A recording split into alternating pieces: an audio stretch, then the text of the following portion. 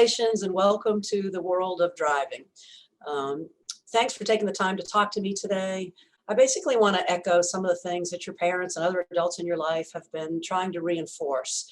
And I know you've heard this stuff ad nauseum. And hey, no eye rolling. This is really for all of our benefit, and I really appreciate you talking with me.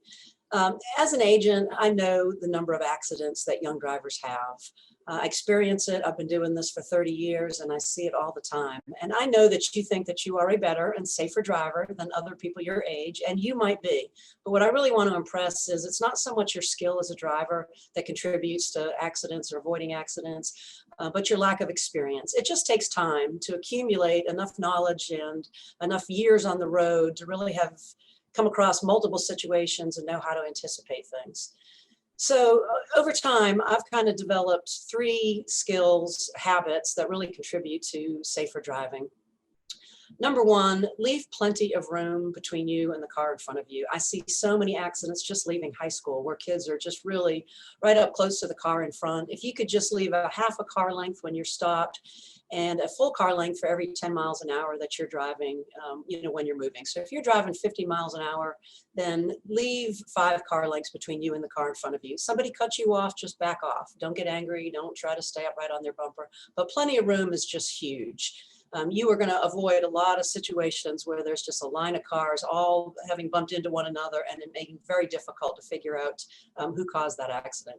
Number 2, be really patient. Wait and analyze a situation before you try to decide what to do. Somebody's slowing down in front of you, you get impatient, you want to go around them. Maybe it's an illegal passing lane, but you don't know if that person has slowed down because they're having car trouble, because there's an animal in the road. Maybe they're going to turn left and they don't have a blinker on. I recently had that happen with a young driver where she tried to go around somebody who had slowed down. They turned left and she smacked right into him. It was a very serious accident. In fact, that's still going on 6 or 8 months later. Third thing is, and you've heard this over and over, is avoid the distractions. Put your phone in the back seat. Don't excessively be talking and fooling around with other people in the car. Drinking, eating, all of those things are a distraction. You're driving a 4,000 or 5,000 pound vehicle down the road that can cause a lot of damage, and you need to be concentrated just on driving and nothing else. Look, we care about you. We care about your family. Your family cares about you. And we know that you care about other people on the road and you care about your families. If you cause a serious accident, the ramifications are just really difficult to even outline everything. For one, you could really cause somebody to have a lifelong challenge. So you could cause somebody to never be able to walk again, to never be able to work again. And we don't want that for you or that other person, because that's something that you're going to have a hard time with in living with yourself. Are you going to be able to handle the guilt with that? So there's all those emotional ramifications. Then there's the ramification of the insurance policy that your parents have purchased. We purchase liability limits on our auto policies. That means there's an actual limit. Your parents purchased maybe 100,000 or 300,000, maybe even $1 million. But if you cause somebody or multiple people injuries that exceed that, the insurance company will pay what is on the policy to pay. And then after that, your parents may be on the hook and they may lose their house. They may lose their retirement. They may have a judgment where their future income is affected because they have to continue to make payments to somebody who is continuing to suffer and will never be made whole again. So you could really financially devastate your whole family. In addition, the policy premiums change every time somebody has a violation or an accident.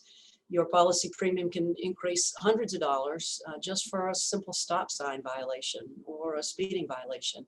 You add an accident to that and you may go $1,000 more. You have 2 things in 3 or 5 years and the insurance company can make the decision to actually not insure your family anymore. And then they may have lost a reasonably priced policy with a good company and have to go to a high risk market. That can mean thousands of dollars more. Could mean your parents can't afford it. And the only way for them to afford insurance for themselves would be to remove you from the policy and require you to turn your license in. So there are so many ramifications emotionally and financially if you're negligent in an accident. So bottom line is we really want you to be safe for you and for everybody else on the road. Avoid the distractions, be a safe driver, and come to us with any questions, concerns that you have. We appreciate you and best of luck on the road. Thank you.